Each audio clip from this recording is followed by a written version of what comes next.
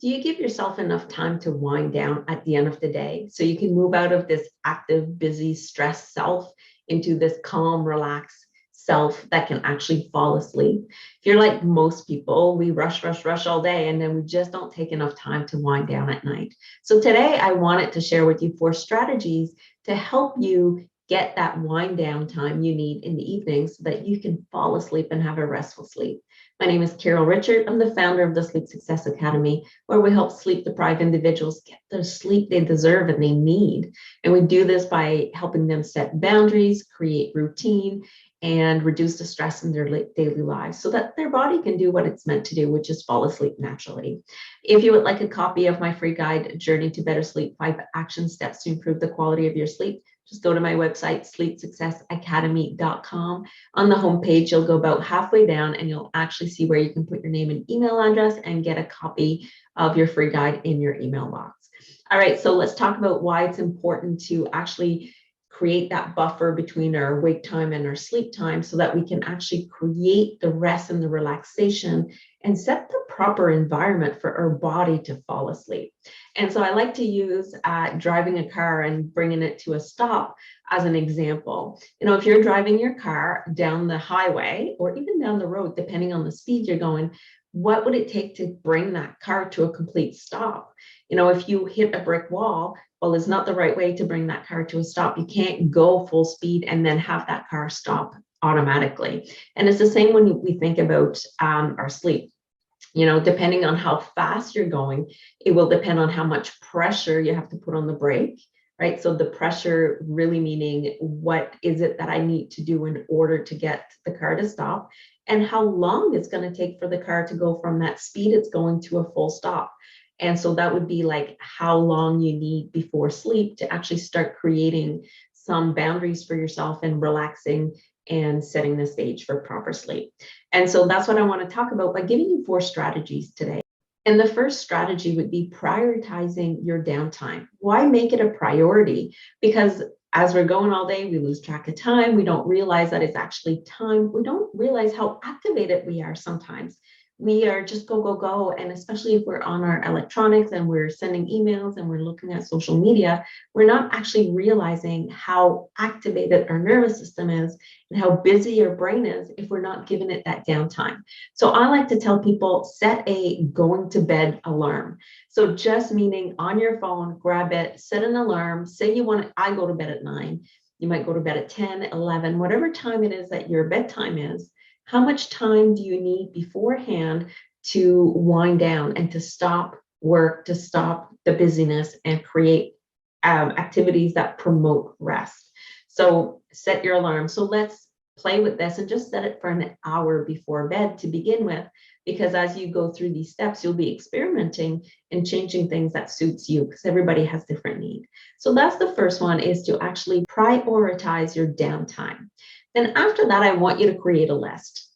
So this is strategy number 2, to have a list ready, because there's nothing worse than knowing I need to calm down, but I haven't tried anything or I don't know what I should try. So by creating a list ahead of time will help you pick activities that will actually help you relax. And so having that list too, then you can cross out the things that aren't helping you relax. So you can put journaling, meditation, going for a quiet walk. You don't want heavy exercise before bed. Maybe doing some yoga stretches or poses. Maybe having a conversation with your husband or your spouse or someone that you're friends with, but making it a loving, connected conversation, not a difficult conversation, and writing all those things down so that you're prepared when it comes time to wind down at night with activities to do.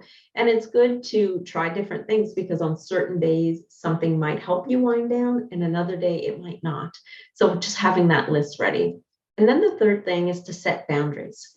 This is really important because when we decide to make changes, we have to let the people in our environment know. So if I'm choosing to now set a bedtime alarm at 8 and put my phone away at 8, but say my son is used to sending me messages around 9 to say good night, and now I'm not getting his messages, he might worry that something's wrong with me, or he might question what's happening.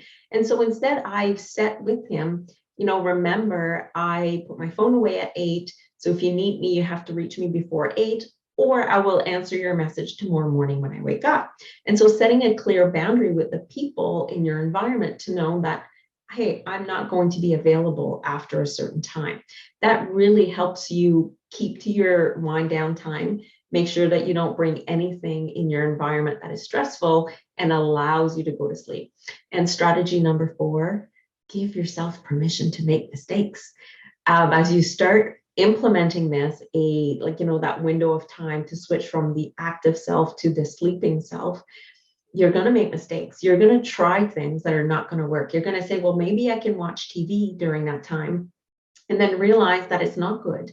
Maybe you'll say, oh, I'm just going to read a book, but then you pick a book that is like true crime or scary or activating in your brain, and then it's not helpful. So then on your list, you would write, well, I'm going to maybe read a romance novel, or I wouldn't read self-help either, because then we just start thinking of everything we need to fix.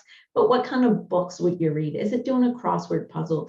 And give yourself permission to make mistakes as you go through this 4-step process. So, setting your bedtime alarm and choosing yourself as a priority to get to bed, then really creating that list and writing down what you need and when, setting those boundaries with the people in your environment so they know that this is your quiet time and they respect that, and then make mistakes.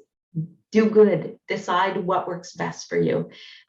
So that's what I wanted to talk about today. It makes such a difference when we set the stage for sleep. Instead of rush, we set the stage and we let our mind and body know that we're going to go to sleep. And I've said this so many times. We do it with children. We do it with little babies. We have such a perfect routine for them to go to bed, and they know when it's bedtime. Their bodies and their mind know that it's safe to go to sleep. And so why don't we do that for ourselves? Be gentle with yourself, and then treat yourself as this little newborn child that needs proper sleep to function better the next day and be less cranky. So that's it for today. If you have any questions, don't hesitate to contact me, support at Sleep Success Academy. I'd love to help you on your journey to better sleep.